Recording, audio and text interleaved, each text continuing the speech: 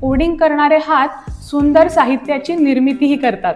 मी मागच्या 20 वर्षापासून IT मध्ये काम करते. माझ्या कथा तिथेच मला मिळत होत्या. सकाळच्या कामातून म्हणा किंवा गेल्यानंतर जे आपलं ट्रेस असतो ते सगळं मी रिलीफ लिखाणातून करत होते. मी एक प्रेम कथा हे 2019ला मी पब्लिश केलं, करून टाकलं आणि बस सोडून दिलं त्याला.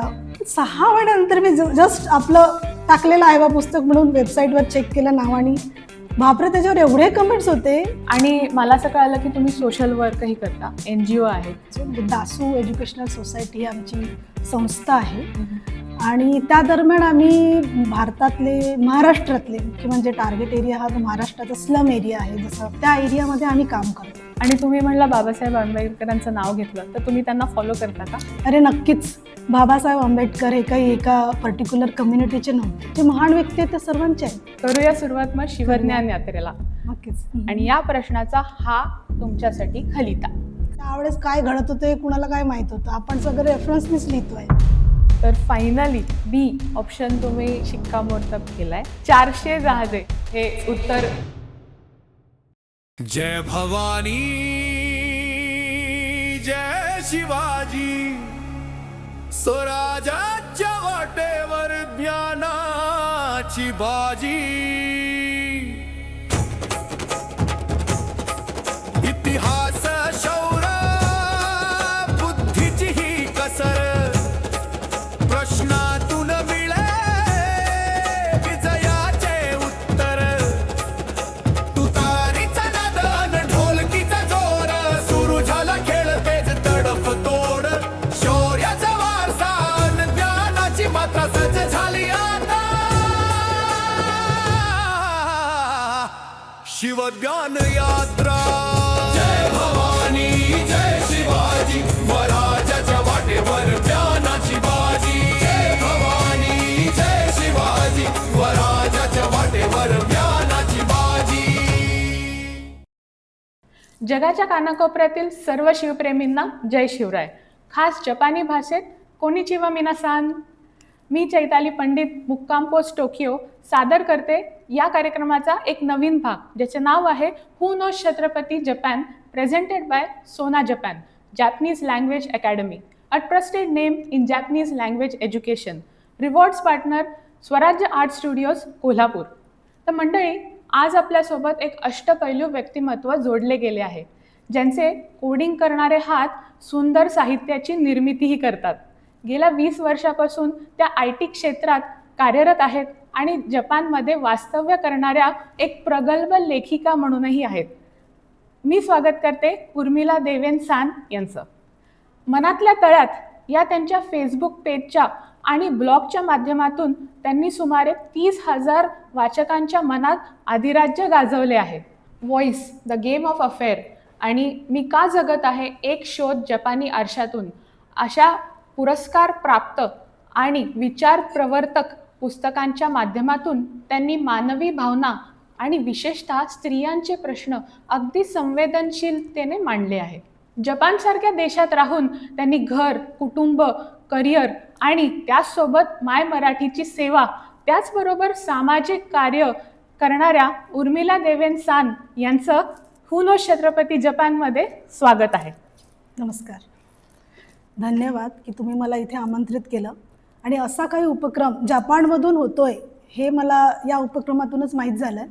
खरंच खूप खूप धन्यवाद आणि तुमच्या या सगळ्या उपक्रमासाठी खूप खूप अभिनंदन आणि पुढे शुभेच्छासुद्धा. धन्यवाद. तर उर्मिलाजी, तुम्ही एक IT प्रोफेशनल आहात आणि एक प्रगल्भ लेखिका म्हणून तुमची ही वाटचाल कशी उलगडत गेली हे आम्हाला जाणून घ्यायचं आहे. नक्कीच. ॲक्च्युली कसं आहे ना, मी मागच्या 20 वर्षापासून IT मध्ये काम करते. जनरली लोकांना IT मध्ये असणारी व्यक्ती साहित्य क्षेत्रात कशी, हा जनरल प्रश्न लोकांना वाटतो. म्हणजे खूप असे वरकरणी वाटतात एकदम IT क्षेत्र आणि काय म्हणतो आपण साहित्यामध्ये लिहिणं. पण माझ्यासाठी ते असं वरकरणी विषय कधीच नव्हता. म्हणजे मी IT क्षेत्रात काम करताना जसं स्वतःला बघत होते, सकाळी उठल्यापासून काम करणं आणि मग ऑफिसला जाणं, माझ्या कथा तिथेच मला मिळत होत्या. सकाळच्या कामातून म्हणा किंवा गेल्यानंतर जे आपलं प्रेशर बाहेर अनुभवतो, काम करतो आणि तिथून आल्यानंतर जो ट्रेस असतो ते सगळं मी रिलीफ लिखाणातून करत होते. तर जनरली हे मला कधी वरकरणी वाटलं नाही, पण साहजिकच ते बघणाऱ्याला किंवा ऐकणाऱ्याला ते खरंच वरकरणी वाटतं. खूप वेगळे 2 प्रवास आहेत. आणि लिखाणाची सवय मला बालपणापासूनच होती. म्हणजे जसं कविता लिहिणं, छोटे-छोटे लेख लिहिणं आणि कसं शाळेमध्ये निबंध स्पर्धा व्हायच्या. मग मोठी झाली तर मी लोकमत पेपरला सखीमध्ये, मंथनमध्ये छोटे-मोठे लेख पाठवायची. छाप उडाला की मस्त गावभर मिरवायचं, माझा लेख आलाय असं वगैरे. मग पुढे करिअरच्या नादामध्ये म्हणा किंवा रेसमध्ये लेखणी जरा वेळ विसावली. म्हणजे कसं आहे, मग लग्न, मग अजून काही मध्ये, मग मातृत्वाची ओढ, या सगळ्या गोष्टीमध्ये माझे अनुभव जमा होत गेले. आणि मग मी एका इंटरनॅशनल प्लॅटफॉर्मवर माझे लेख देणं सुरू केलं. तिकडे मला प्रचंड प्रतिसाद मिळाला. म्हणजे कसं जनरली मी खूप खुलत नाही लोकांसोबत. म्हणजे मला असं बाकीच्या बायकांसारखं असं म्हणायला नको पाहिजे, पण मला तशी सवय नाही की फोन करून बोलावं किंवा समोरही आलं तरी मी मोजके शब्द बोलून बाजूला होते. पण मला ऑब्झर्वेशन खूप चांगलं जमतं. निरीक्षण करण्याची सवय मला फार आहे. म्हणजे एखाद्या व्यक्तीला समोर जरी तुला जर मी वाचू शकते की तुझी किती प्रिपरेशन असेल मागे पुढे आणि तू किती दिवसापासून माझ्याबद्दल रिसर्च करत असेल, तर इथेच मला कथा मिळते. म्हणजे जनरली माझ्या कथांमध्ये असणारे पात्र हे माझ्या सोबतचे लोकच असतात. म्हणजे मी माझ्या मित्रांना म्हणते, माझ्याशी काही हे नको करू नये, मी तुला कधी एखाद्या पात्रामध्ये फिट करेल आणि तुला फेमस करून टाकेल किंवा तू बोलूच नको माझ्याशी काही. म्हणजे जनरली आपल्याला सगळे पात्र ना आपल्या अनुभवातच मिळतात आणि तेच माझ्या लिखाणात आहे. आणि लोकांना म्हणूनच कदाचित माझे लेख किंवा कथा ना त्यांना स्वतःच्या वाटतात. त्यांचं प्रतिबिंब त्यांना दिसतं. आणि माझा संवाद तर समाजाशी म्हणा तर या लिखाणामधूनच सर्वात जास्त होतो. मग असं काही एकदम असा काय म्हणतो आपला एका पॉईंट नाही किंवा काही नाही टर्निंग पॉईंट की एकदम मी लिहायला सुरुवात केली, तो आतमधला किडा आहे आणि आता काही तो जाणार नाही असं तरी मला वाटते. तो छंद म्हणण्यापेक्षा आता मी माझी ती रोजची सवय समजते. पूर्वीच्या काळी आपल्याला एक छोटी शिदोरी दिली जायची, तर तुमच्या या यात्रेसाठी आमच्याकडून एक शिवशंभू टिळक किट, हे खास तुमच्यासाठी. खूप खूप धन्यवाद. चला तर मग शिवज्ञान यात्रा ही चालू करूया. तुमचे टार्गेट आहे 10 शिवप्रश्न. प्रत्येक प्रश्नाचं अचूक उत्तर म्हणजे रायगड किल्ल्याचा एक ऐतिहासिक स्पॉट कव्हर. तुम्ही चालू करता ही यात्रा चित्त दरवाजापासून. पहिल्या प्रश्नाचं उत्तर घेऊन जातं तुम्हाला महादरवाजाकडे. तसेच दुसऱ्या प्रश्नाचं उत्तर हिरकणी बुरुज, तिसऱ्या प्रश्नाला हत्ती तलाव, चौथ्या प्रश्नाला टकमक टोक, तर 5व्या प्रश्नाला तुम्हाला मिळेल तुमची पहिली छावणी आणि इथे तुम्ही पोहोचता महाराजांच्या समाधीपाशी. ओके. आणि इथे तुम्ही पोहोचला म्हणजे 4 इंची शिवमूर्ती पक्की झाली. मग त्यापुढे 6व्या प्रश्नाला तुम्ही पोहोचता बाजारपेठेत, 7व्याला हत्तीखाना, तर 8व्याला मिळते तुम्हाला तुमची दुसरी छावणी म्हणजेच गंगासागर तलाव. हा रायगडाचा स्पॉट कव्हर होतो आणि दुसरी छावणी म्हणजेच 6 इंची शिवमूर्ती पक्की होते. त्यापुढे 9व्या प्रश्नाचं अचूक शिवज्ञान ओळखलं तर तुम्ही पोहोचता नगारखाना आणि 10व्या प्रश्नाला मिळतं तुम्हाला ग्रँड प्राईज म्हणजेच 12 इंची भव्य मेघडंबरी. आणि इथे तुम्ही पोहोचता रायगडाच्या राजसभेत. कळाले. पण तुम्ही एक चुकीचं उत्तर दिलं तर तुमची यात्रा तिथेच संपते. पण घाबरू नका, तुमच्या सोबतीला आहेत 2 गनिमी कावा, एक निम्मा आणि दुसरा दुटप्पा. निम्मा म्हणजे दिलेल्या 4 पर्यायांपैकी 2 पर्याय बाद केले जातील, डिसअपिअर होतील. आणि दुटप्पा म्हणजे दिलेल्या प्रश्नाचं 2 पर्याय निवडू शकता. चालेल? चालेल. करूया सुरुवात मग शिवज्ञान यात्रेला. नक्कीच. तर उर्मिला देवेंसान, तुम्हाला पहिल्या प्रश्नाला मिळेल महादरवाजा आणि या प्रश्नाचा हा तुमच्यासाठी खलिता. आणि प्रश्न असा आहे, छत्रपती शिवाजी महाराजांच्या लष्करी नियमांनुसार लष्करामध्ये कोणाला ठेवण्यास मनाई नव्हती? According to Chhatrapati Shivaji Maharaj military rules, who was not forbidden from being kept in the army camps? आणि ऑप्शन्स आहेत ए बायको वाईफ, बी बटकी फिमेल स्लेव्स, सी कलावंतीण डान्सिंग गर्ल्स, डी वरीलपैकी कोणीही नाही, none of the above. Negative प्रश्न आहे. कुठे वाचलंय याबद्दल? तसं तर लष्करांमध्ये कोणालाच न्यायला नको. डी, वरीलपैकी कोणीही नाही. तुम्हाला डी हा पर्याय योग्य वाटतो? हां, D. Yes, I will go with D. तर उर्मिलाजी, तुम्ही डी हा ऑप्शन चूज केलाय आणि तुम्ही पोहोचला आहात महादरवाजाकडे. अरे, थँक्यू. हे एक उत्तर अगदी बरोबर आहे. चला मग लगेच पळूया पुढच्या प्रश्नाकडे. हा प्रश्नाचं उत्तर घेऊन जाईल तुम्हाला हिरकणी बुरुजावर. ओके, तर दुसऱ्या प्रश्नाचा तुमच्यासाठी हा खलिता. आणि प्रश्न असा आहे, स्वराज्यामध्ये सुमारे किती किल्ले होते?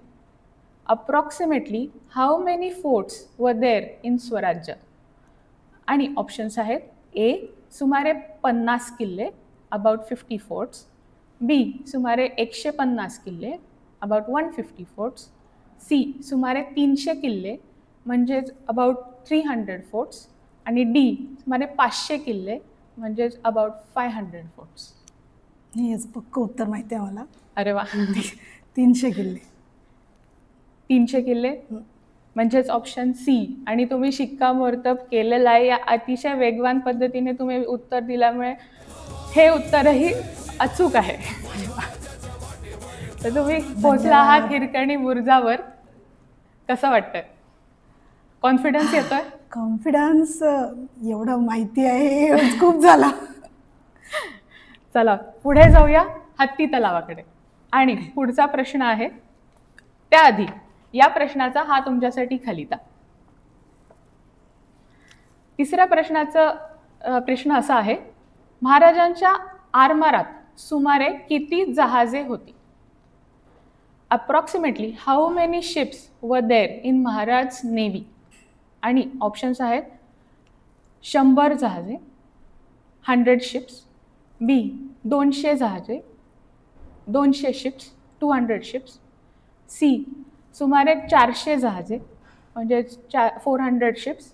आणि डी सुमारे 500 जहाजे, म्हणजेच अबाउट 500 शिप्स. छत्रपती शिवाजी महाराजांच्या काळात नेव्ही असं काही होतं, हेच त्यांना father of yes Indian navy असेही म्हटलं म्हणतात, जातं, रेफर right. करतात. आणि त्यांनी इतके समुद्रावर एवढे किल्ले बांधले, डिफेन्स मेकॅनिझम तयार केलं. काय वाटतं, काय असेल? दुसरा मॅथमॅटिकल क्वेश्चन आहे जरा. त्यांचं म्हणणं होतं ना की ज्याचा समुद्र त्याची सत्ता. अगदी येस. ज्याचा आरमार तो समुद्राचा राजा. समुद्राचा राजा, करेक्ट. काय वाटतं? 100, 200, 400 का 500? नाही 500. 100 200 तर नव्हतेच. ओके, 500 होते, सॉरी 400 होते. तर फायनली ऑप्शन सी वर तुम्ही शिक्कामोर्तब केलंय. माझ्या माहितीनुसार 400 होती. पक्की माहिती होती ही?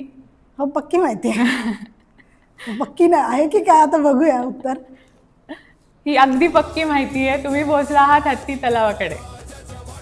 400 जहाजे हे उत्तर बरोबर आहे. जपानमध्ये राहून लेखन करणं खरंच कौतुकास्पद आहे. तर तुमच्या पुस्तकांचे विषय आणि पुस्तकांबद्दल आम्हाला जाणून घ्यायला आवडेल. नक्कीच, म्हणजे हा तर माझा आवडीचा विषय आहे. मला माझ्या पुस्तकांबद्दल भरभरून बोलायला आवडतं. म्हणजे मी जेव्हा लेखनाला सुरुवात केली, म्हणजे ते जसे लेख होते त्यावेळेस लिहायची, मी एक इंटरनॅशनल प्लॅटफॉर्मवरून सुरुवात केली. पण कालांतराने ते लोकांच्या प्रतिक्रिया म्हणा किंवा प्रतिसाद म्हणा पाहून मग मला वाटलं की एक पुस्तक काढावं. मी एक प्रेमकथा, साधारणतः फक्त 5 प्रेमकथांचं प्रेमात तुझ्या माझ्या हे 2019ला मी पब्लिश केलं. पण ते मी किंडलवर केलं होतं आणि जस्ट करून टाकलं आणि बस सोडून दिलं. त्याला कुठे आपल्या फेसबुक पेजवर थोडंफार टाकलं त्याच्याबद्दल आणि मग लक्ष दिलं नाही. कारण 90s लेखिका होते, त्या पुस्तकांबद्दल कसं पब्लिसिटी करायची किंवा कुठे पुरस्कार हे मला काहीच माहिती नव्हतं. लिखाण करणं एवढंच मला माहिती होतं, तेही आपल्या ऑफिसमधून वेळ काढून कसं तरी लिहायचं. 6 महिन्यानंतर मी जस्ट आपलं टाकलेलं आहे बा पुस्तक म्हणून वेबसाईटवर चेक केलं नावानी, बापरे त्याच्यावर एवढे कमेंट्स होते. त्याला किंडलनी 7 दिवसासाठी फ्री केलं होतं, त्यांच्या कुठल्या तरी एखाद्या पॉलिसीमध्ये म्हणा किंवा काहीतरी असेल. त्या दरम्यान ते लोकांनी इतकं वाचलं, त्या कमेंट्स मला दिसल्या कुठल्या तरी एका साईटवर, जिथे ते फ्री अवेलेबल असेल कदाचित. गुगलवर सर्च केलं आणि ते दिसलं. मला वाटलं एवढे लोकांनी लिहिलं, मला काहीच माहिती नाही याच्याबद्दल. म्हणलं यार आपण लिहू शकतो. मग मी त्याला फिजिकली काढलं, म्हणजे पेपर पॅकमध्ये अवेलेबल करून दिलं. नंतर मग मी एक बोचणारे काटे हा एक कथासंग्रह, म्हणजे मनाला बोचणारा असं म्हणू शकतं की बोचणारा प्रत्येक काटा मला माझं अस्तित्व देऊन गेला. बोचणारा प्रत्येक काटा अशी मी एक टायटल कविता तिथे टाकली होती. आणि मनाला बोचणारे अनुभव, म्हणजे मी अशी का, मी तशी का, मी गृहिणी नाही आहे, किंवा असे जेही मनात येत होते. आपलं IT क्षेत्रात काम करताना मी उत्तम गृहिणी नाही आहे, खरंच नाही आहे ना, मी घरात नाही करू शकत खूप सारं काम वगैरे काही. मी लिहिते, मला ऑफिस आहे, माझं घर नेटनेटं नाही राहत, पण ते माझं घर आहे. ते असे हलके फुलके माझ्यावरच बोचणारे काटे. तो बोचणारा काटाच आहे ना, मी गृहिणी म्हणून काम करू शकत नाही खूप चांगल्या पद्धतीने. ह्या कथा मी तिथे टाकल्या आणि ते बोचणारे काटे हा एक कथासंग्रह मी असाच परत एक टाकावा म्हणून प्रसिद्ध केला. त्यालाही स्त्रियांकडं खूप प्रतिसाद मिळाला, पण पुरस्कारापर्यंत वगैरे काय आपलं तिथपर्यंत नव्हतं बाबा. मग मला इतिहासात रुची आहे, म्हणजे मी इतिहास मला काढायला वाचायला खूप आवडतं. मी कश्यपी विषकन्या नावाची कथा एका प्रतिलिपी नावाच्या प्लॅटफॉर्मवर टाकली होती. तिथे त्याला पुरस्कार मिळाला होता. म्हणजे ती सम्राटकालीन कथा आहे, सम्राट अशोककालीन कथा आहे. त्यात एक विषकन्याचं पात्र आहे, काल्पनिक पात्र आहे, पण मी ते फिक्शन म्हणून पूर्ण तयार केलं होतं. आणि त्या कथेला दीप्ती भागवत, अभिनेत्री दीप्ती भागवतनी आवाज दिला होता त्या पूर्ण कथेला. आणि त्या जेव्हा आता मागे अभिजात मराठीच्या कार्यक्रमात जपानला आल्या होत्या ना, मी त्यांना भेटले, त्यांच्याशी संवाद साधला. त्यांना खूप आनंद झाला की ती आता पुस्तक तयार झाली आहे. ती एक छोटीशी कथा ज्या कथेला त्यांनी आवाज दिला होता. आणि ती पुस्तक मेन म्हणजे ती एक फिल्मफेअर नावाचं, मराठी फिल्मफेअर नावाचं एक दिल्लीमध्ये एक सोहळा होतो, तिथे ती नामांकन झाली होती कथेसाठी, त्या कथेच्या गाभासाठी फक्त. तर त्यांना मी सांगितलं होतं, ती माझी पहिली ऐतिहासिक हिस्टॉरिकल फिक्शन पुस्तक होती, ज्या खूप वादग्रस्त ठरली. ती ॲक्च्युली लोकांना तो विषय पण खूप असा झोंबत होता. सम्राट अशोकाला तुम्ही अशा पद्धतीने मांडलाय, किंवा खूप चर्चा झाली त्याच्यावर. पण ती पुस्तक माझ्या खूप आवडीची आहे, छान आहे ती पुस्तक. आणि त्याचबरोबर मी एक व्हॉइस, स्त्रियांचे जे आंतरिक काय म्हणतो आपण प्रश्न असतात, व्हॉइस अंतर्मनाचा, असं एक इंग्रजी टायटल आणि अंतर्मनाचा म्हणून एक कथासंग्रह काढला. त्यालाही खूप प्रतिसाद. मुख्य म्हणजे त्या पुस्तकाला ना भारतापेक्षाही UK आणि US मध्ये जास्त वाचल्या गेली ती पुस्तक. आणि हे मला माहीत नव्हतं की माझे पुस्तक तिकडे वाचलं जात आहे. हे मला पब्लिशरने सांगितलं की मॅडम तुमचे पुस्तक लोक तिकडे घेत आहेत इथून घेऊन, आणि मला हे माहिती नव्हतं. तर त्या वर्षीचा त्याला बेस्ट सेलर अवॉर्ड मिळाला होता, कारण ती इकडे विकली गेली त्याच्यापेक्षा ती UK आणि US लोकांनी जास्त ऑर्डर केली. त्यांना रिलेट होत असतील त्या स्टोरी, एकदम मॉडर्न आहे. आणि त्या कशा आतमध्ये कुजणाऱ्या गोष्टी होत्या छोट्या छोट्या, त्या तिथे मांडल्या होत्या. त्यातली एक कथा मी प्रसाद खांडेकरांना पण पाठवली होती मध्ये. आणि माझी कश्यपी ही पुस्तक आहे ना, ती पण त्यांना पाठवली होती. ॲक्च्युली मी व्हॉइससाठी त्यांच्याशीच म्हणजे कम्युनिकेट केलं होतं, पण मग त्यांना जमलं नाही. मग त्यांनी माझी ती कथा वाचली होती. त्या दरम्यान आमचा संवाद वाढला होता. तर मी माझी एक कथा अशी एका चित्रपटासाठी सुद्धा पाठवली होती. पण कथेला बरंच काही असतं, एकदम काही आपला पिक्चरच बनणार नाही कथेचा. चालू आहे एक थोडा थोडा प्रवास. मग त्यानंतर मी बिईंग नारी हे पुस्तक काढलं, एक स्त्रीचा मातृत्वाकडे असणारा प्रवास. म्हणजे मी स्वतः, मला पहिली मुलगी 7 वर्षांनी झाली, तर तो एक प्रवास मांडणं, तो एक चॅलेंज होता. त्या पुस्तकामध्ये मला एवढ्या स्त्रियांशी माझा संबंध आला, म्हणजे माझं काय म्हणतं संवाद खुलत गेला. अरे स्त्रियांना आपल्यासारखंच खूप प्रॉब्लेम असतात, मी काही एकटीच नाही आहे तो प्रवास चालणारी. म्हणजे मी त्या सगळ्या स्त्रियांचं काय म्हणजे ते म्हणतो आपण प्रतिनिधित्व करत होती त्या प्रवासामध्ये. तर त्यांचं माझ्यापर्यंत कम्युनिकेशन झालं की नाही मॅडम, आम्ही पण त्या फेजमध्ये आहोत, दिस बुक इज व्हेरी नाईस, खूप काही शिकण्यासारखं आहे. मग हे पुस्तकांच्या प्रवासामध्ये मी पण लेखणी माझी तरबेज होऊन गेली, म्हणजे लिहिणं. मग खूप आत्ता त्याच्यानंतर मी ते पुस्तकं पुरस्कारासाठी देणं सुरू केलं. द गेम ऑफ अफेअर ही स्टोरी मी लिहिली.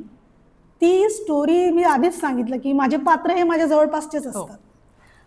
ते हल्ली कसं आहे ना, अफेअर, एक्स्ट्रा मॅरिटल अफेअर हा खूप खूप म्हणजे असा सोपा म्हणण्यापेक्षा खूप जनरल विषय झाला आहे भारतामध्ये, पण ह्या स्त्रियांकडून पण खूप होतं. पण ती कथा माझ्या अगदी जवळची आहे, आता नाव नाही घेणार मी, पण ती कथा घेऊन मी ती काल्पनिक उतरवलेली आहे, द गेम ऑफ अफेअर. ती पुस्तक मी पुरस्कारासाठी पाठवली. तो एकदम तात्कालीन विषय आहे, वास्तविक विषय आहे की कसं हे सगळं घडत जातं आणि जेव्हा एका स्त्रीला अनपेक्षितपणे ह्या गोष्टी समोर जावं लागतात तेव्हा आजची स्त्री काय करते. आधीच्या स्त्रिया वेगळ्या होत्या, आजची स्त्री काय करू शकते हे त्यात मांडलं आहे मी. मला त्यावर खूप बोलावं असं वाटतं, पण नकोच, एक वेगळा पॉडकास्ट होईल त्याच्यावर. आपण तुमच्याकडून अजून जाणूनच घेऊया. पण मग तुम्ही आत्ताच उल्लेख केला की तुमचं पुस्तक UK आणि US मध्ये जास्ती करून वाचलं गेलंय. तर याच पार्श्वभूमीवर माझा एक पुढचा प्रश्न असा आहे की परकीय देशात असणारे ग्लोबल इंडियन्स असं म्हणूया आणि आताची पुढची पिढी यांच्यासाठी तुम्हाला काही स्पेसिफिक लाईफ लेसन्स किंवा डूज अँड डोंट्स असे सांगावं वाटतात का? अर्थात म्हणजे हो, मी हे कसं ना, हे उलगडत हा सगळा जो खेळ उलगडण्याचा प्रवास माझ्या 7व्या पुस्तकात मांडला आहे मी का जगत आहे. ॲक्च्युली त्याला अँगल असा आहे की तो एक असा अँगल आहे की तो जगायला शिकवतो. तो माझ्या अनुभवातून मांडला आहे. पण ग्लोबल इंडियन्सला सांगायचं म्हटलं तर कसं आहे ना, तुम्ही देशाच्या म्हणजे अर्थात तुम्ही जगाच्या कुठल्याही कोपऱ्यात राहा, कुठल्याही क्षेत्रात काम करा, काहीही करत असाल तर तुम्ही नक्की कोण आहात हे तुम्ही कधीच विसरायला नको पाहिजे. That is a very important. आपण कोण आहोत. We can do everything. IT क्षेत्रात काम करतो, खूप काही गोष्टी करतो, पण ॲक्च्युली तुम्ही कोण आहात. You should not sacrifice with your own principles. स्वतःचे yes identity and follow your own principles. मी स्वतः म्हणजे माझं कसं आहे ना, जिथे मला मान नाही मी तिथे माझं कुठलंच पानसुद्धा ओपन करत नाही. तर हा ॲटिट्यूड मी ठेवते, पण याचा अर्थ असा नाही की मी मिंगल होत नाही, पण that is my way to live the life. तर सांगायचं डूज म्हटलं तर स्वतःला कधीच माणसाने विसरू नये. Should not forgot your self while living the life. खूप काही करायचं असते, जबाबदाऱ्या आहे, खूप कर्तव्य असतात, मुलं असतात त्यांचं करायचं असतं. या सगळ्या गोष्टीमध्ये आपण स्वतःला विसरू नये. आणि ह्या एकाच कारणाने मी माझी लेखणी कधीच हरवू दिली नाही. ती परत काढली मी माझ्या अनुभवानुसार आणि आत्ता ती फुलते. याचा मला स्वतःला आनंद आहे की नाही मी काहीतरी करते. आणि मी ते माझ्या आफ्टर 60चं लाईफ जगण्यासाठी ते मी आत्ताच दरवाजे ओपन केलेले आहेत. आणि डोंट म्हणाल तर you should not compare yourself with others. Every one is unique. तुझ्याकडनं शिकण्यासारखं काहीतरी आहे, प्रत्येकाकडनं शिकण्यासारखं असतं. You should not feel like मला काहीच येत नाही असं नाही राहत. गृहिणीकडून सुद्धा शिकण्यासारखं खूप काही असतं, राईट. अँड प्रत्येक जण हा माझ्यामध्ये तर युनिक आहे. मी प्रत्येकाकडे निरीक्षण करताना नेहमी वाचते की याच्याकडे काय आहे शिकण्यासारखं, जे मी घेऊ शकते, जे माझ्याकडे नाही आहे, जे मी माझ्यामध्ये आणू शकते. So should not compare with others. That is my way to tell the new generation. वा, खूपच छान, खूपच छान सांगितलं. आणि असं वाटतंय की तुम्ही विविध विषयांवर बोलत आहात तुमच्या पुस्तकांद्वारे. तर या एवढ्या विषयांवर बोलायचं म्हणजे तुमची क्रिएटिव्हिटी ही सतत जागत ठेवावी लागेल, सतत अपडेट ठेवावी लागेल. तर ते कसं टिकून ठेवता तुम्ही? अपडेट म्हणजे मी मला स्वतःला कसं लाईनअप करून ठेवलं आहे. म्हणजे IT प्रोफेशनमध्ये काम करणं म्हणजे 9 ते 6, 7ही होतात, कधी 8ही होतात प्रोजेक्टच्या डेडलाईन्सनुसार, राईट. मग घरी या. मी मोस्टली तर माझ्या मॅनेजरला म्हणते की मला बाबा घरचं का घरी असेल तर काम दे, पण नाही तसं होत नाही. You have to go to client office. आणि मग घरी आल्यानंतर मुलं आहेत, माझ्या मुलींचा अभ्यास असतो, तो मी म्हणजे तो वेळ ठेवला आहे मी 10 वाजेपर्यंत.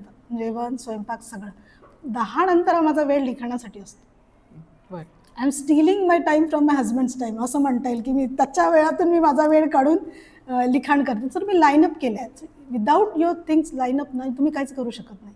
हे करते करेल असं आणि काही होत नाही. You have to keep your things line in the schedule. Procrastination काही नाही होत. मी उद्या करेल, रोज केलेलं, रोजच्या रोज करायला. जर मी लिहिणार नाही ना तर मी वाचणार नाही. आणि लिखाणासाठी इतकं वाचन पाहिजे. एक साधा विषय, मी मागे एक कथा टाकली होती मधुचंद्राची रात्र. इट वॉज व्हेरी म्हणजे खूप टची सब्जेक्ट आहे ॲक्च्युली. त्याच्या तो खूप गाजला पण होता. तर ते यूट्यूबवर माझी कथा पण आहे. ते प्रसाद ढाकुलकर म्हणून एक अभिनेते आहेत, त्यांनी त्याला आवाज दिला होता. त्यांनी कविता म्हटली होती ती. म्हणजे सांगण्याचं तात्पर्य हे की एक व्हेरायटी आणि स्वतःमध्ये आणणं लिहिणं हे वाचनातूनच येईल. जेवढं तुमचं वाचन राहील तेवढं तुम्ही प्रगल्भ लिहू शकता, लेखनामध्ये ते येईल. आणि म्हणून मी माझा तो टाईम, माझी स्वतःची स्पेस अशी राखूनच ठेवली आहे. नाही लिहिलं तर माझी चिडचिड होते.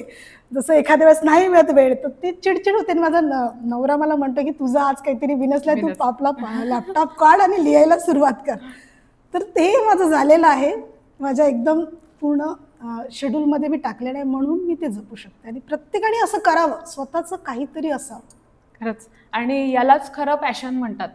म्हणजे तुम्ही लेखन ही हॉबीच नाही तर आपलं पॅशन म्हणून पुढे नेताय आणि त्यामध्ये खरंच किती छान कामगिरी करताय हे प्रयत्न बघून करतेय खूपच मी. कौतुक वाटतं मला तुमचं. तर याच पॉइंटला आपण जाऊया परत शिवज्ञान यात्रेकडे. नक्कीच.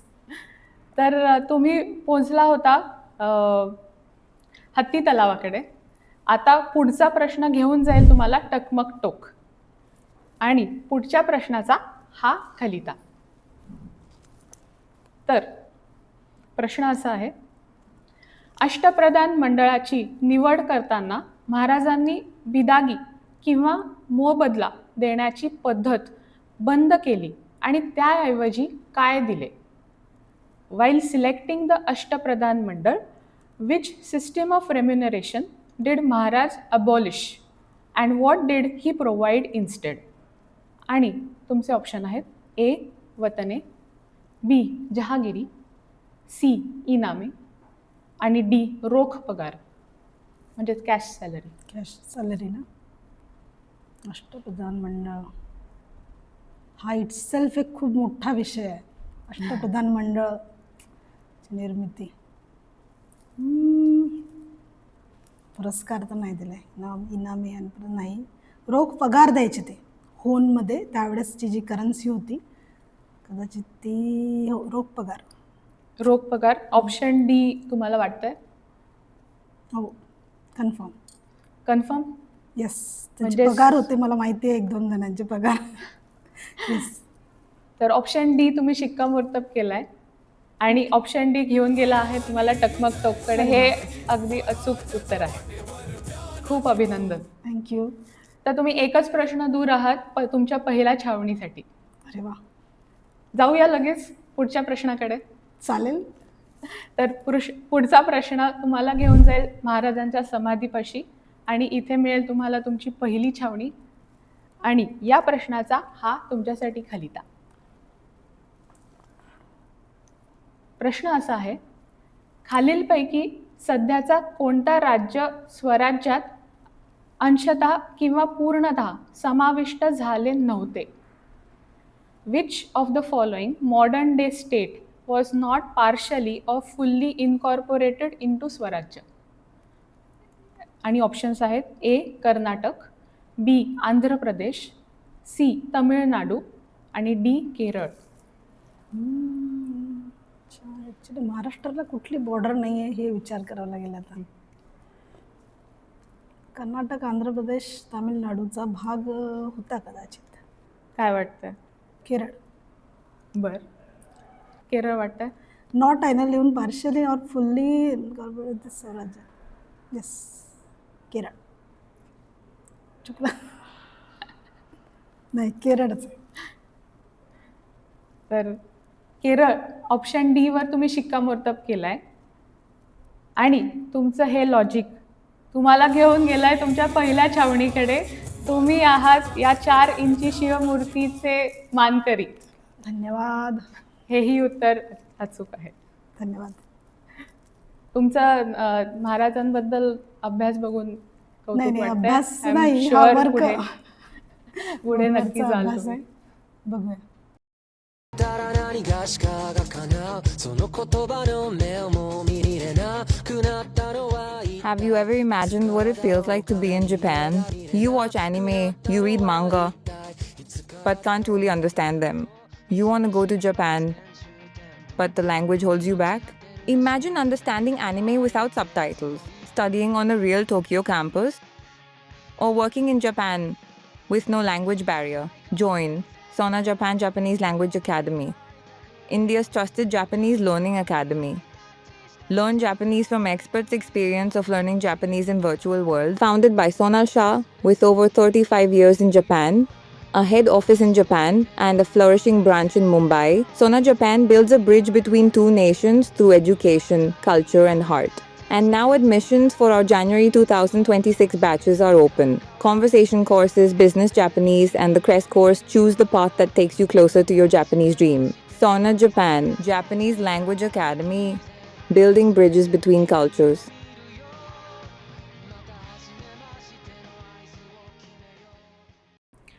तर उर्मिला सांग, आपण एका AI वर्ल्डमध्ये जगत आहोत. अगदी ChatGPTला सांगितलं तर काही पानं किंवा अख्खं पुस्तकही छान शब्दात लिहून देऊ शकतं. पण ॲज अ ह्युमन रायटर म्हणून तुम्हाला याच्याबद्दल काय वाटतं? की what is the definition of genuine writing? सध्याच्या काळात हा जरा एकदम एकदम काय म्हणतो आपण बेस्ट क्वेश्चन म्हणू शकतो. सध्या Trending. ट्रेंडी. आजकाल कोणी प्रॉम्प्ट टाकून काहीही ChatGPT करून घेऊ शकतं. हल्ली पुस्तकं पण होतात, कदाचित होत असतील, ते मला माहिती नाही. पण मी स्वतः AI मध्ये काम करते. मला माहिती आहे जनरेटिव्ह AI सध्या ChatGPT तोच करतोय ना. जे त्याला ट्रेनिंग मटेरियल ऑनसाईट जेवढं मिळतंय वेबसाईटवर अवेलेबल, त्यातून त्या प्रॉम्प्टवरून तुम्हाला ते लिहून देतं. काही पण तुम्ही लिहू शकता. त्याला त्याचं काय म्हणतो पूर्ण स्टार्टिंगपासून तर एंडपर्यंत तुम्हाला तो लिहून देऊ शकतो. पण तुम्हाला काय हवं आहे ते तो नाही लिहून देऊ शकत. म्हणजे तुमच्या हे रिलेट नाही होऊ शकत. आणि माझ्यासारखे बरेच लोक ते लिखाण ओळखू शकतात. जे लिखाणात तरबेज आहेत ते ओळखू शकतात की हे ChatGPTचं आहे. कारण त्याचे खूप स्पेसिफिक वर्ड असतात जे आपण सहज ओळखू शकतो. त्याला भावना हो भावनिकही तो लिहू शकतो. AI आहे, जनरेटिव्ह म्हणतो आपण, तर तो स्वतः विचार नाही तरी तो बाकीच्यांचा सगळ्यांचा विचार करून देतो आपल्याला मटेरियल रेडी. तुम्हाला काय पाहिजे असं नाही देणार तो त्याच्या विषयाने ती गोष्ट भलतीकडे सरकवत नेईल. आणि ती स्किल AI कडे अजून तरी नाही आहे. म्हणून जे खरे लेखक आहेत त्या लेखनाला खरंच महत्त्व आहे. असं मी म्हणेल की AI जनरेटेड कितीही कोणी पुस्तक बाहेर आणून काढलं आणि ते पब्लिशही केलं तरी त्याला तो मनाचा आतमधला कंगोरा किंवा ते नाही राहणार. ज्या गोष्टी AI मध्ये बिलकुल म्हणजे दिसणारच नाही, ज्या गोष्टी मनुष्य लिखाण देऊ शकतं AI नाही देऊ शकणार. That is called I can say the best writing. खरंच म्हणजे स्वतःच्या अनुभवावरून तुम्ही इन्स्पायर होऊन तुम्ही लेखन चालू केलं, तर I don't think AI can do that. AI can do that. AIला प्रॉम्प्ट पण देतात लोक. अनुभवाचा पण प्रॉम्प्ट देऊ शकतो आपण AIला की एखादा अनुभव टाका तुम्ही, मला असं या अनुभवावर लिहून देतो, देईल लिहून. पण तरीही ते वाचल्यानंतर कळते की नाही काहीतरी कमी आहे. आणि ती कमी ती आपल्या लेखनातून येऊ शकते, AIच्या लेखनातून येऊ शकत नाही. कमी भरून पडू शकते. आणि मला असं कळालं की तुम्ही सोशल वर्कही करता, NGO आहे, तर त्या कामाबद्दलही आम्हाला जाणून घ्यायला आवडेल. नक्कीच. आणि मला ते सांगायला आवडेल. कसं आहे ना, आम्ही 2007 पासूनच एक लहान मोठं काम करायचो. म्हणजे दासू एज्युकेशनल सोसायटी ही आमची संस्था आहे. आणि त्या दरम्यान आम्ही महाराष्ट्रातले मुख्य म्हणजे टार्गेट एरिया हा तो महाराष्ट्राचा स्लम एरिया आहे. जसं भंडारा आहे, नागपूरचा पण स्लम एरिया किंवा गडचिरोली नक्सलाईट एरिया, त्या एरियामध्ये आम्ही काम करतो. आमची शाळा पण आहे दासू एज्युकेशनल सोसायटी म्हणून, ती गडचिरोलीमध्ये आहे.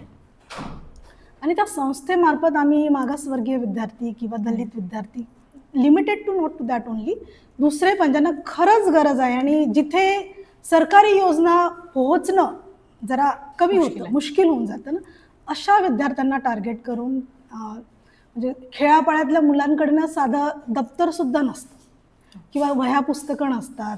शाळेत ॲडमिशन मिळते, गणवेश मिळून जातो कधी कधी, पुस्तकंही शाळा देते कधी कधी, पण ते लिहायला कॉपीज नसतात. पुस्तकं, पेन, पेन्सिल हे सगळं आम्ही जून महिन्यामध्ये शाळा जेव्हा सुरू होतात तेव्हा देतो.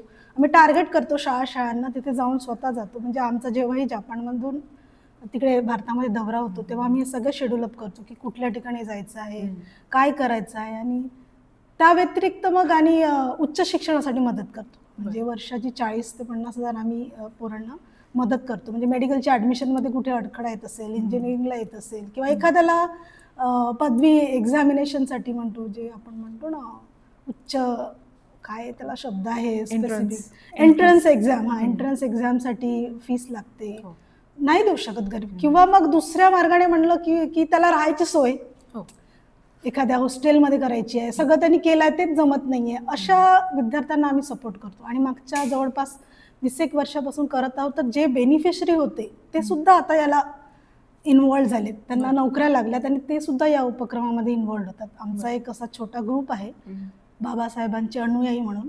बरं. त्या दरम्यान फंडिंग रेज करून आम्ही कंट्रीब्यूट करतो, म्हणजे आमचा सगळ्यात जास्त शेअर असतो. ते सगळं करून आम्ही हे सगळं वर्षभर चालवतो. जवळजवळ 3000 विद्यार्थ्यांपर्यंत आम्ही महाराष्ट्राच्या पोहोचलेलो आहोत. आणि लिमिटेड नाही आहे, कर्नाटक तामिळनाडूपासून सुद्धा आमच्याकडे विद्यार्थी येतात. बरं.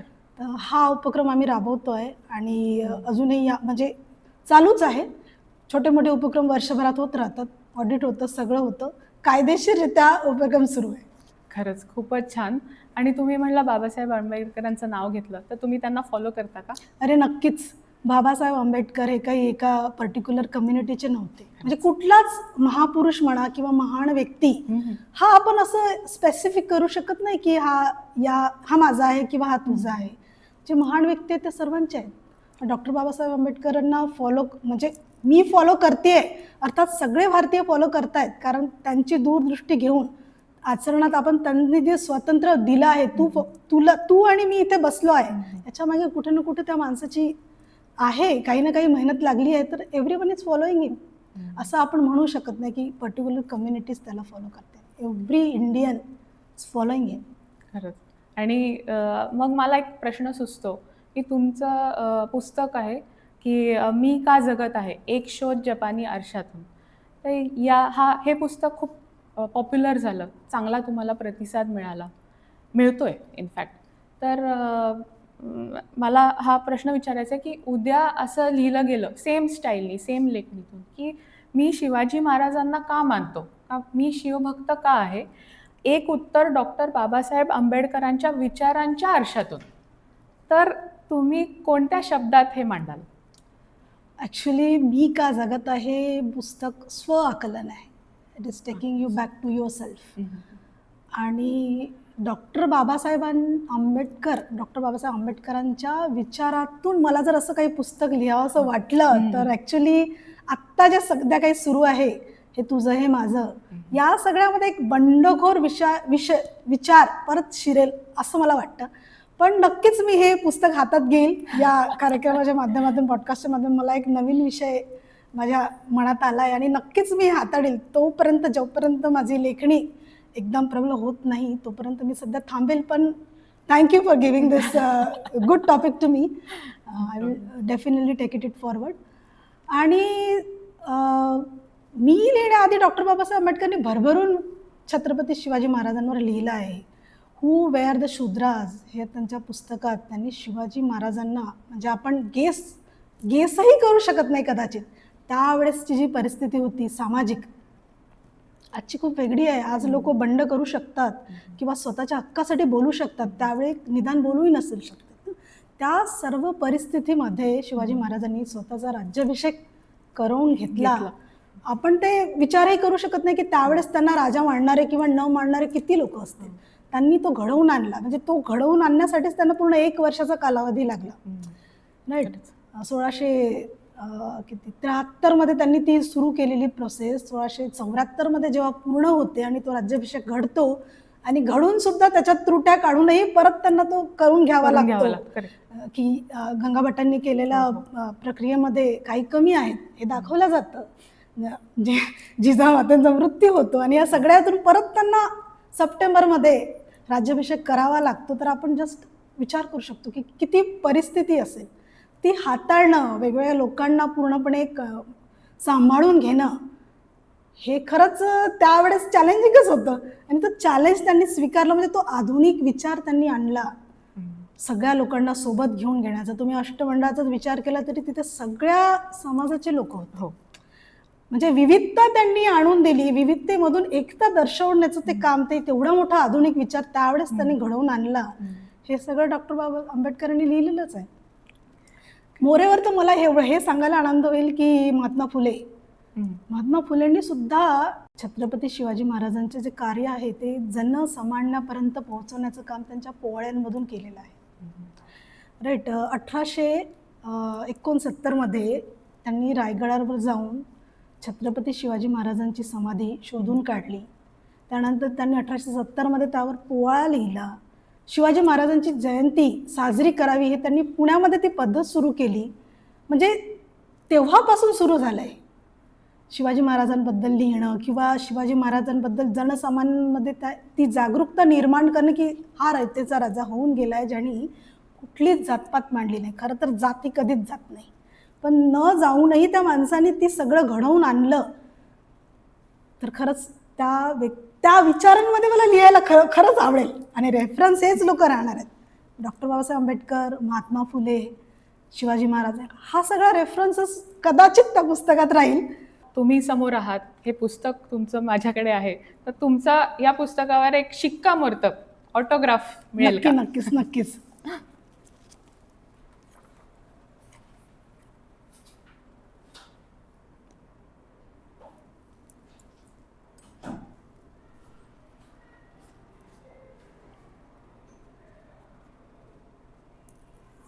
वा, thank you so much. Thank you so much. Thank you, ठेवते. धन्यवाद.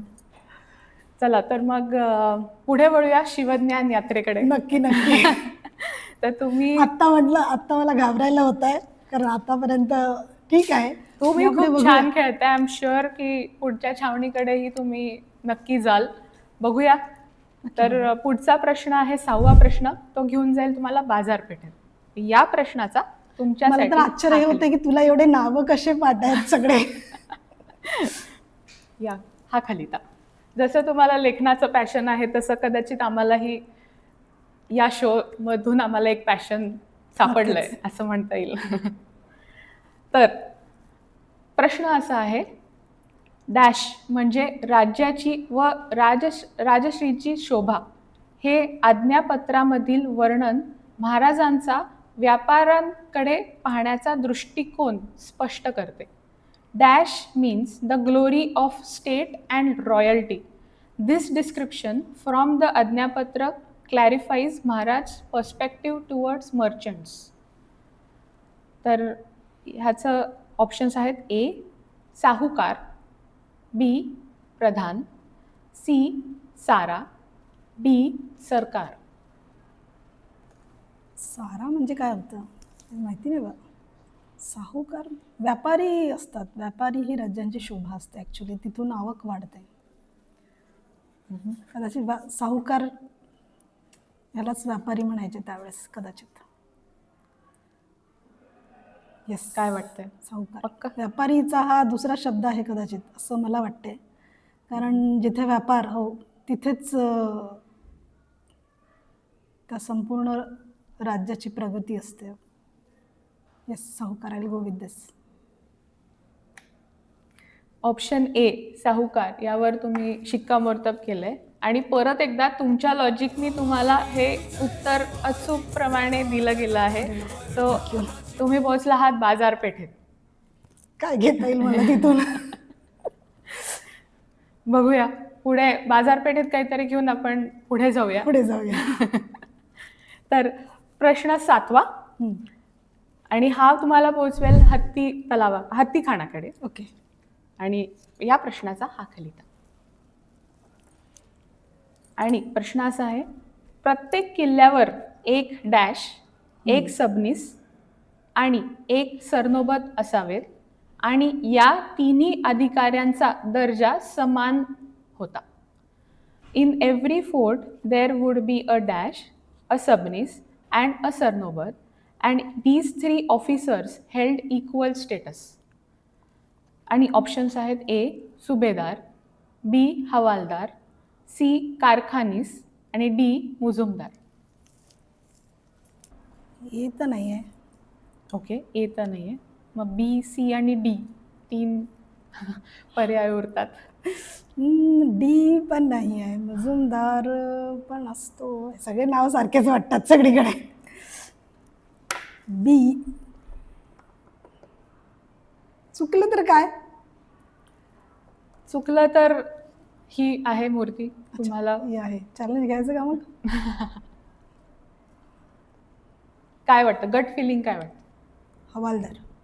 हवालदार. चुकलं तर ही मूर्ती आहे ना माझ्याकडे. हो. मग ठीक आहे. येस. तर finally after giving a lot of thought B option तुम्ही शिक्कामोर्तब केलाय. चुकलाय. बोला. बखरीत असं लिहिलेलं आहे, जे जे गड घेतले त्या गडांवर राजियाने कारभारी बंदोबस्ती ऐसी पद्धत घातली की गडावरी हवालदार एक सबनीस आणि एक सरनोबत असे तिघेजण एका प्रतीचे. Yes. त्यामुळे बरोबर. हेही उत्तर अचूक आहे. थँक्यू. तुम्ही पोहोचला आहात हत्ती खाण्याकडे. कसं वाटतंय? कॉन्फिडन्स अजून वाढत चाललाय आणि आठवत आहे कुठून काय काय. पण हा कन्फ्युजिंग आहे. कन्फ्युजिंग आहे कारण हे कसं किल्ला नंतर मग लष्कर, हो. त्यामध्ये खूप आहे पद पण ते थोडं फरक आहे प्रत्येक याच्यामध्ये. तर उर्मिलाजी जरा वातावरण शिथिल करूया आणि let's try to add some fun. Okay. आणि आपण वळूया रॅपिड फायर राऊंडकडे. ओके. तयार आहात? 1च सेकंड मिळेल तुम्हाला आन्सर करायला. 1 सेकंड. नो गनिमिकावा. तर तयार? Book writing or coding? Book writing. Cafe or library? Library. Varhadi Nagpuri का पुस्तकाची मराठी? मराठी नागपूर आहे. नागपुरी ऑरेंज का जॅपनीज वॉटरमेलन? ना Nagpuri orange. Pen and paper का लॅपटॉप? लॅपटॉप सध्या कन्व्हिनियंट होता. कन्व्हिनियंट. मॉर्निंग पर्सन का night owl writer? Night. Night. वा. तर उर्मिलाजी वळूया पुढच्या शिवज्ञानकडे आणि हे घेऊन जाईल तुम्हाला तुमच्या दुसऱ्या छावणीकडे. ओके. आणि गंगासागर तलावासाठी पुढचा प्रश्नाचा हा खलिता. प्रश्न असा आहे, लष्करी रचनेच्या दस्तऐवजानुसार हजारी पदाच्या अंतर्गत खालीलपैकी कोणती रचना बरोबर आहे? According to the military hierarchy document, which of the following structures is correct regarding the position of a Hazari? Options आहेत A 10 जुमलेदार, B 5 जुमलेदार, C 7 जुमलेदार, D 5 सुबा. सी आणि डी तर नाही आहे. आन्सर बी बरोबर आहे कदाचित. लष्करी हजारी. आन्सर बी वाटतंय? कॉन्फिडेंट आहात? तुम्ही इथे 5,000 लिहायला होतं ना मग ते मी हे केलं असतं बरोबर. हजारी म्हणजे सगळ्या 10 जुमलेदार मी असा शब्द नाही ऐकला. हे बीच करेक्ट आहे आन्सर. लष्करी हजारी.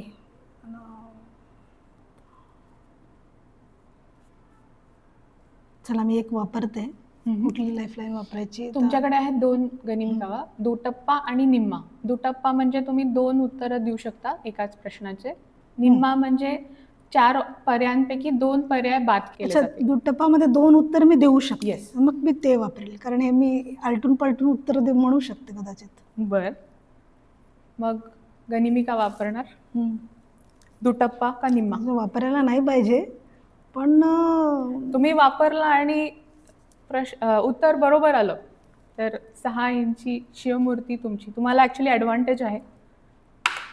चला ठीक आहे. आतापर्यंत खूप छान खेळत आहात.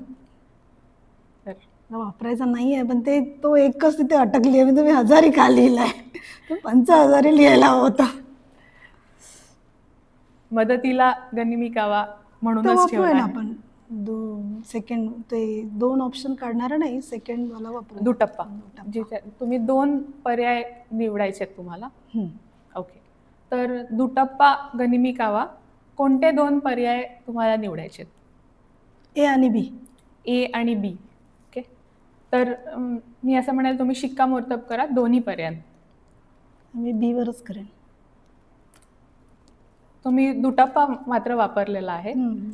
ए आणि बी हे तुमचे 2 पर्याय. दुसरं उत्तर देऊ शकते ना मी? तुम्ही 2 जे उत्तर दिली आहेत त्याच्यामधलं बरोबर असेल तर ठीक आहे. हे अचूक शिवज्ञान म्हणून ओळखलं जाईल. ठीक आहे. सो ए आणि बी दुटप्पा वापरून तुम्ही 2 हे पर्याय शिक्कामोर्तब केलेले आहेत. आणि दुसरी छावणी ही तुमची झालेली आहे. तुम्ही 6 बरोबर आहे इंची शिवमूर्ती तुमची आहे. उगाच वापरला मी. नाही, ऑप्शन ए 10 जुमलेदार हे ऑप्शन उत्तर बरोबर आहे. ओके. ऑप्शन बी नाही. अच्छा अच्छा, बरं झालं मग वापरला तर. तर परत बखरीचा मी रेफरन्स देऊ इच्छिते. तसेच मावळे लोकात 10 लोकात एक नाईक, 50 लोक म्हणजे पंचनायकी, यास एक हवालदार, 2 ते 3 हवाले मिळून एक जुमलेदार, 10 जुमले मिळून एक हजारी. ओके, अशी ती हायरार्की. अच्छा करेक्ट झाली आता. थँक्यू. खूप छान खेळलात आतापर्यंत. आय एम शुअर पुढचे 2 कठीण प्रश्न देणार ना तुम्ही. 2 प्रश्न फक्त दूर आहात मेघडंबरीच्या. पण ही 6 इंची शिवमूर्ती तुमची झाली आहे. तुम्ही याचे मानकरी आहात. कसं वाटतंय अपग्रेड? नॉलेज पण अपग्रेड झालंय ना. अगदीच. मग त्याचंच आहे तो पुरस्कार. मला आवडलं तुम्ही काय म्हणलात ते. नॉलेज अपग्रेड हे महत्त्वाचं आहे. येस. तर जाऊया लगेच पुढच्या प्रश्नाकडे. Yes. पुढचा प्रश्न आहे 9वा प्रश्न, नगार खाण्यासाठी. ओके, तर या प्रश्नाचा हा पुढचा खलिता. आणि प्रश्न असा आहे, शिवरायांच्या अष्टप्रधान मंडळामध्ये न्यायदान करणे हे काम कोणाचे होते? इन शिवरायज अष्टप्रधान मंडळ whose duty was it to dispense justice?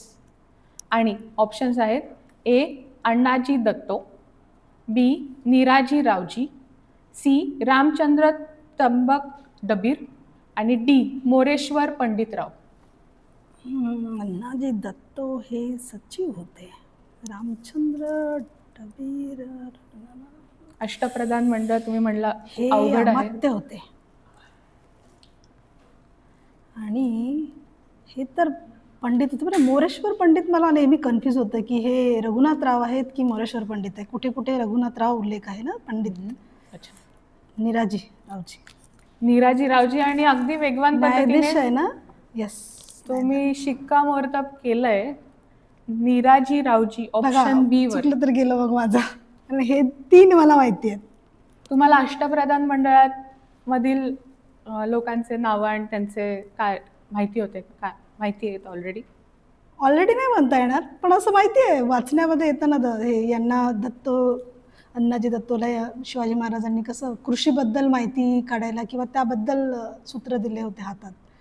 आणि हे रामचंद्र डबीर कदाचित सुमंत आहेत की माझंच कन्फ्युज होतं, म्हणजे परराष्ट्र मंत्री. हे शेवटचं जे आहे त्यानुसार माझ्या कुठेतरी लक्षात आहे सगळ्या गोष्टी. मुजुमदार, वाकणीस, डबीर ह्यावरून. आणि हे जे पंडितराव हे मला नेहमीच चॅलेंजिंग वाटलं की बऱ्याच ठिकाणी मोरेश्वर पंडितराव असा उल्लेख आहे, पण मी जिथे वाचलाय तिथे मला रघुनाथराव पण लिहिलेलं दिसतंय. तर याच्यामध्ये थोडं मी खूपदा इकडे तिकडे सर्च पण केलं की कुठलं बरोबर आहे. होऊ शकते ज्याने त्यावर रिसर्च करून पुस्तकं लिहिली किंवा पुढे काही लिहिलं त्यांच्या माहितीनुसार. कारण त्यावेळेस काय घडत होतं कुणाला काय माहित होतं. आपण सगळं रेफरन्सनीच लिहितोय. पण आता प्रश्नाचं उत्तर तुम्हाला जाणून घ्यायचं असेल की तुम्ही अचूक दिलंय का चूक, तर तुम्ही जे रेफरन्सेस दिले, अभ्यास केलाय, हे याचा उपयोग खरोखरच झालाय का? 9व्या प्रश्नाचंही अचूक उत्तर दिलंय आणि तुम्ही एकच प्रश्न दूर आहात. तो नापास करणार मला वाटत नाही. आपण पटकन तिकडे जाऊया. पटकन नापास करा. पण या प्रश्नाचं अचूक शिवज्ञान ओळखलं 10व्या प्रश्नाचं, तर तुम्ही मानकरी व्हाल मेघडंबरीचे. माझ्याकडे एक लाईफलाईन आहे अजून. एक लाईफलाईन आहे खरंच. येस, खूपच छान खेळत आहात आणि मला उत्सुकता आहे पुढच्या प्रश्नाचं उत्तर तुम्ही काय द्याल आणि कसं लॉजिक लावाल. सो पुढचा प्रश्न 10वा प्रश्न, या शिवज्ञान यात्रेचा सगळ्यात शेवटचा पडाव आणि या प्रश्नाचा हा खलिता.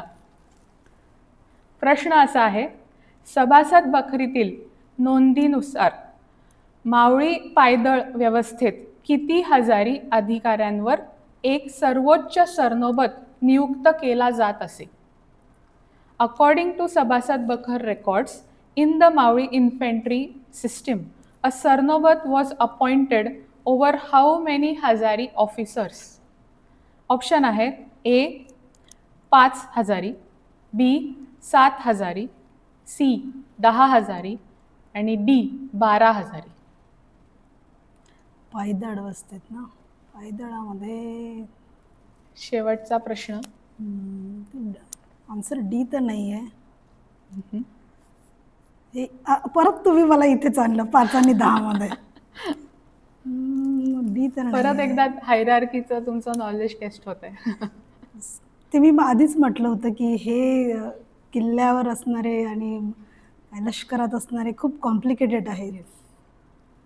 आता जी माझ्याकडे लाईफलाईन आहे हां, ती आहे त्याचा निम्मा. कसा निम्मा. त्याच्यामध्ये या 4 पर्यायांपैकी 2 पर्याय हे बाद केले जातील. ओके. तर तुम्हाला उत्तर हे 2 पर्यायांपैकीच द्यायचे आहे.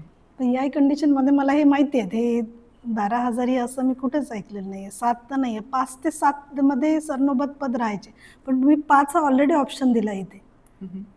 तर तुम्ही म्हटला गनिमी कावा वापरायचा, पण इथे एक कॉशन की गनिमी कावा वापरला तर मागील छावणीमध्ये तुम्ही कमवलेलं बक्षिसाचा त्याग करावा लागेल. वापरल्यानंतर. ओके. वापरलं नाही तर ही 6 इंची शिवमूर्ती पक्की आहे. जाधव काय वापरत नाही मी.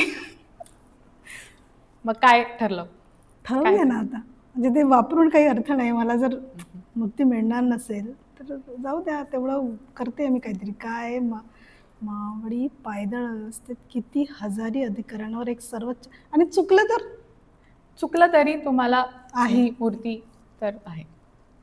तर मला आनंद आहे ना, मी 10व्या प्रश्नापर्यंत तरी पोहोचली. अगदी अगदी.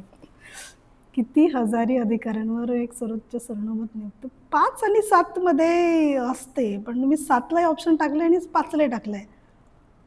10वा प्रश्न असल्यामुळे थोडा कठीण तर असणारच. ठीक आहे, ए आन्सर करते मी. ए आन्सर करू? अजून केला नाही. नाही, अजून केलं नाही. कारण इथेच कन्फ्युज आहे, 10 की 5, 10 की 5, 10 की 5 असंही नाही करू शकत ना आपण. लहान मुलं करतात तसं. ते काय म्हणतात तर माहिती नाही, असं 1 2 3 4 1 2 3 असं नाही करू शकत ना. पायदळ म्हणजे 50,000 पायदळ होतं. 50,000ची सेना होती शिवाजी महाराजांकडे. ओके. 7,000 लोक 7,000 घोडस्वार होते फक्त. घोडस्वारांना कशाला लागेल? हेच आन्सर बरोबर आहे. तर फायनली चुकलं आता. चुकव काही हो जाऊ दे. केलाय. तर तुम्हाला ऑप्शन ए आणि सी मध्ये कन्फ्युजन A होतं. आणि म्हणजे C. 5 हजारी आणि आता चेंज करता येते का? नाही.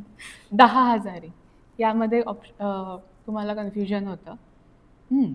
कन्फ्युजन आताही आहे, पण पण आता माझ्याकडे काही डी हे तुम्ही ऑलरेडी काढून माहिती टाकलं होतं नाही, ऑप्शन. काही सांगता येत नाही. आता म्हणजे आपलं एवढं म्हटलं, मी आधीच सांगितलं की शिवाजी महाराजांना वाचणं किंवा त्यांनी जो कारभार गायडन्समध्ये लिहून ठेवलेला आहे बखरीमध्ये, किंवा ते शक्य नाही इतकं समजून घेणं माझ्यासारख्या सामान्य माणसाला. ठीक आहे. सामान्य माणसाला आपल्यासारख्या खरंच तो इतिहास अगदी पूर्णपणे समजणे अवघड आहे, लक्षात ठेवणे अवघड आहे. होऊ शकतं, हे पण होऊ शकतं, पण आता माहित नाही. तर तुमचं जेही confusion उत्तर अगदी असेल योग्य आहे. जेही उत्तर असेल ते माझ्या नॉलेजमध्ये मला अपग्रेड करेलच. ओके. मी म्हणल्यासारखं हे विचार मला तुमचे खूप आवडतात, नॉलेज अपग्रेड. आणि आपण इथे नॉलेज अपग्रेड करूया. ऑप्शन ए हे चुकीचं उत्तर आहे. चुकीचं आहे. ऑप्शन बी 7 हजारी हे अचूक होतं. अचूक होतं. 5 आणि 7 मध्ये तुम्ही 7. ओके. तर 10 मावळ्यांना 1 नाईक, ओके, 5 नाईकांना 1 हवालदार, 2 ते 3 हवालदारांना 1 जुमलेदार, 10 जुमलेदारांना 1 हजारी आणि 7 हजारींना 1 सरनोबत, अशी हायरार्की होते. पायदळामध्ये. घोडदळामध्ये 5 हजारी होती. अच्छा, घोडदळामध्ये होता. येस. ओके. सो तुम्ही मध्ये दोन्हीचा उल्लेख केला, पण आय थिंक कन्फ्युजन खरंच होतं. खरंच होतं. पण खूप छान खेळला. मला खूप छान वाटलं आज की तुम्ही मेघडंबरीच्या प्रश्नाला अटेम्प्ट केलं. थोडंसं चुकलं बट थोडंसं चुकलं नाही, खूप चुकलं. पण तुम्ही logic I think was going in the right direction. पण ही 6 इंची शिवमूर्ती तुमची आहे, नक्कीच कसं वाटतं? ते मला आठवण देत राहील की मी कुठे नॉलेजमध्ये कमी पडली. खरंच. येस. तर उर्मिला देवेनसान, जाता जाता माझा अजून एक प्रश्न आहे की तुम्ही उत्तम लेखिका आहात, त्यामुळे शब्दांचं महत्त्व अगदी अचूकपणे जाणता. तर 350 वर्षापूर्वी परकीय भाषांचा प्रभाव कमी करण्यासाठी महाराजांनी राज्य व्यवहार कोश ह्या लिहून घेतला आणि मराठी भाषासाठी त्यांनी प्रयत्न केला. तर तुम्ही as a storyteller okay महाराजांच्या या दूरदृष्टीकडे कसं पाहता आणि जपानमध्ये किंवा परकीय देशात राहणाऱ्या मराठी लोकांनी कशी संस्कृती, मराठी भाषा आणि आपली संस्कृती जपली पाहिजे आणि त्याची गरज आहे का, जपण्याची गरज आहे का, हे तुम्हाला काय वाटतं? खरं तर प्रश्न अवघड वाटतं. जरा समजून घेऊया. आधी जो राज्य व्यवहार कोशपासून सुरू होतोय, म्हणजे त्यावेळेस शिवाजी महाराजांना याची गरज पडली. म्हणजे त्यावेळेस त्यांच्या ज्या राज्य व्यवहारामध्ये जी भाषा वापरल्या जायची, त्यामध्ये वापरले जाणारे शब्द मराठी कमी असतील, तसं फारशी, अरबी किंवा उर्दू भाषांचा वापर होत होता. तो कसा टाळता येईल ही दूरदृष्टी ठेवून, म्हणजे त्यावेळेस महाराजांची दूरदृष्टी बघा, विचार करू शकतो आपण की हे परकीय भाषा आपल्या चलनात आली तर आपल्या मराठी भाषेची पूर्ण वाट लागणार. त्यावेळेस ती दूरदृष्टी ठेवून त्यांनी हा राज्य व्यवहार कोश बनवून घेतला आणि तशी सक्ती केली की हेच मराठी किंवा संस्कृत भाषा पर्यायी शब्द म्हणून वापरण्यात यावी, म्हणून तो त्यावेळेस लिहिला गेला होता. आणि एक स्टोरी टेलर म्हणून, जसं मी स्वतः सुरुवातीला इंग्रजी माध्यमातून लिहायची, म्हणजे मी IT प्रोफेशनलमधून येत होते, तर मी इंग्रजीमधून व्यक्त होत होते त्यावेळेस. तर फर्स्ट टाइम जेव्हा मी आर्टिकल लिहिलं होतं, एक पॅरेंटिंगवर लिहिलं होतं, bad parenting, how parents behaves very bad with their own kids when they are taking their own decisions like love marriages or all the things ना. डेफिनेटली पॅरेंट्स अपोजमध्ये जातात, तर how it's going to be a bad parenting. आणि ह्याला खूप म्हणजे आंतरराष्ट्रीय प्लॅटफॉर्मवर खूप वाचकांचा प्रतिसाद होता. भारतामध्ये पण हितवादनी याला खूप प्रमोट केलं होतं या आर्टिकलला. त्यानंतर मी माझं दुसरं आर्टिकल मदरहूडवर टाकलेलं होतं, ते my journey how becomes a mother. That itself one article gives me the moms of the year award at that time. माझी जर्नी मी इंग्लिशमधूनच सुरू केली. The PMS, the toxic relationship, हा खूप एक काय म्हणते संशोधात्मक विषय होता. Premature syndrome which women face every month and how the relations become toxic in between husband and wife because of that only. Then twins, the tale of twins in the woman's womb. Like हे असे खूप the success, only one way, the single path towards the success. Like असे खूप articles होते जे मला जेवढे आठवत आहेत ते माझ्या अजूनही लक्षात आहे. त्याला मी कधी मराठीत पण केले नंतर. पण हे सगळं लिहिताना मला भावना कनेक्ट होत नव्हत्या. मी एक्सप्रेस होत होती, लिहित होती, पण त्या भावना ज्या कनेक्ट करण्याचं काम आहे ते मराठीने केलं. मी महाराष्ट्रीयन आहे, मी मराठीत लिहिणं मला उत्तम जमू शकतं हे मी त्यावेळेस विसरली होती त्या फ्लोमध्ये. म्हणजे खूप वावा मिळायची, म्हणजे माझ्या IT प्रोफेशनचे लोक ते वाचायचे, म्हणजे त्यांना ते वाचायला मटेरियल मिळायचं. पण मग तरीही कुठेतरी कनेक्शन तुटत होतं, मराठीशी तुटत होतं. मी मराठी आहे, सडनली मग मी मराठीत लिहिणं सुरू केलं. आणि मग मराठी वाचकांचा जो मिळत गेला प्रतिसाद, माझं पेज काढलं मी. नाही म्हणता मला त्याला 30,000 फॉलोअर आहेत. म्हणजे लोक मराठी वाचतात, तुम्ही जगाच्या कुठल्याही कोपऱ्यात राहा, मराठी माणूस तुमच्याशी कनेक्ट होतो. आणि मला तो कनेक्ट झालाय माझ्या मराठीमुळे. म्हणजे बघा, शिवाजी महाराजांनी त्यावेळेस ती राज्य व्यवहार कोश लिहून घेतला, मराठी चलनात यावी म्हणून, राईट. आणि तर त्याच्याशी कम्पेअर तर मी करणार नाही, पण मी इंग्लिशमध्ये असताना सुद्धा मला ते कनेक्ट झालं की नाही, मराठीतून मी लिहायला पाहिजे. आणि मी एक स्टोरी टेलर म्हणून माझी स्टोरी मी मराठीत लिहू शकले, एक IT प्रोफेशनमध्ये असून. आणि मराठी लिहिताना मी एवढं शिकले आहे ना. आपण इंग्लिशमध्ये लिहिणं हे खूप वेगळं आहे आणि मराठीमध्ये लिहायला उतरणं म्हणजे त्याचा पासून तर पूर्ण 12कडे शिकायला लागते, त्याचं ग्रामर शिकायला लागतं, त्याला प्रमाणबद्ध भाषेमध्ये मांडायला लागतं. आणि हे सगळं मला शिकायला लागलं. मराठीमुळे मी शिकले. म्हणजे आपण जे 10वीपर्यंत 12वीपर्यंत मराठी शिकतो आणि उच्च शिक्षणामध्ये आपण English as a business language घेतो आणि त्यानंतर तुम्ही परत बॅक टू मराठी जाताय, म्हणजे तुम्ही पहिल्या वर्गापासून जे शिकले ना ते शिकायला लागतं मराठी लिखाणाचा प्रवास करताना. तर खूप शिकण्यासारखं आहे मराठीमध्ये, खूप शिकण्यासारखं आहे. अभंग वाचा तुम्ही, संत साहित्य वाचा तुम्ही, खूप शिकण्यासारखं आहे. म्हणून मला एक असं वाटतं, जेही फॉरेनमध्ये राहतात, they can learn any language, they can expert in that, but you should not forget your on language. Marathi माणूस म्हणून माय मराठी हे जपायला पाहिजे. ॲटलिस्ट मराठी लिहिता नाही येणार, वाचता नाही, तर बोलता पारखडपणे यायला पाहिजे. ॲटलिस्ट तुमचं नातं महाराष्ट्राशी नुसतं भौगोलिक नको, मी मुंबई, मी महाराष्ट्र, मी साताऱ्यातला आहे, मी पुण्यातला आहे, असंच नाही पाहिजे. भावनेशी कनेक्ट व्हायचं असेल तर भाषेनेच होऊ शकतं. कारण आपल्या भारतात, महाराष्ट्रात इतक्या भाषा आहेत ना, मराठीमध्ये खूप भाषा आहेत. दर 12 किलोमीटरवर बदलणारी आपली भाषा ही आपल्याला भावनिकपणे त्या भागाशी गुंतवून ठेवते. आणि म्हणून आपली भाषा सोडू नये माणसाने. खूप छान बोलात. आणि खरंच म्हणून म्हणलं की ट्रू इन्स्पिरेशन आहात तुम्ही. नाही. तर आजच्या या शिवज्ञान यात्रेमध्ये हू नोज छत्रपती जपानमध्ये तुम्ही सामील झाला आणि खूप छान खेळला. याबद्दल तुमचे खूप खूप आभार. खूप आभार माझ्याकडून सुद्धा. तर मंडळी, उर्मिला देवेंजी यांच्यासोबतचा हा शिवज्ञान यात्रेचा प्रवास आपण आज इथेच थांबवतोय. A huge thanks to our title partner Sona Japan, Japanese language academy, bridging the gaps between Indian roots and Japanese dreams. And a huge shout out to rewards partner Swarajya art studios Kolhapur.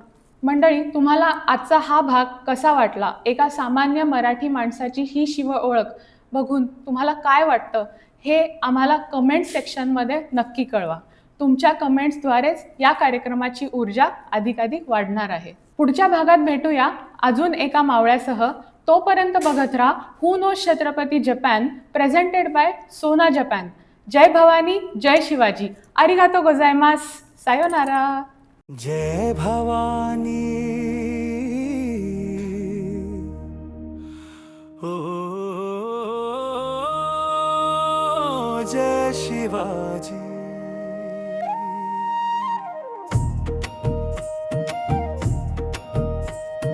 आज इथे ज्ञान जिंकले, इतिहास पुन्हा उजळले, शौर्याची वाट दाखवली, बुद्धीने बाजी मारली. प्रश्न संपले, उत्तर मिळाले, विजयाचा अर्थ कळला.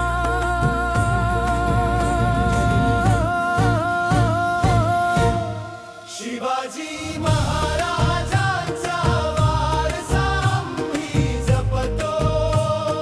शिवाजी महाराजांचा वारसा आम्ही जपतो.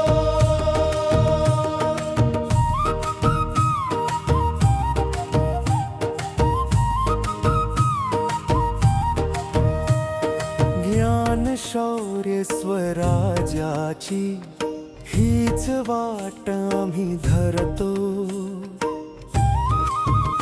पुन्हा भेटूया नव्या प्रश्नासह.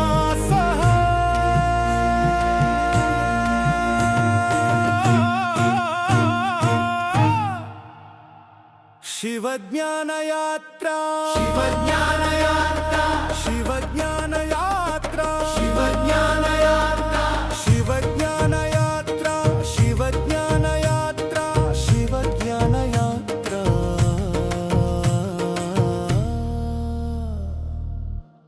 शिवज्ञान यात्रा.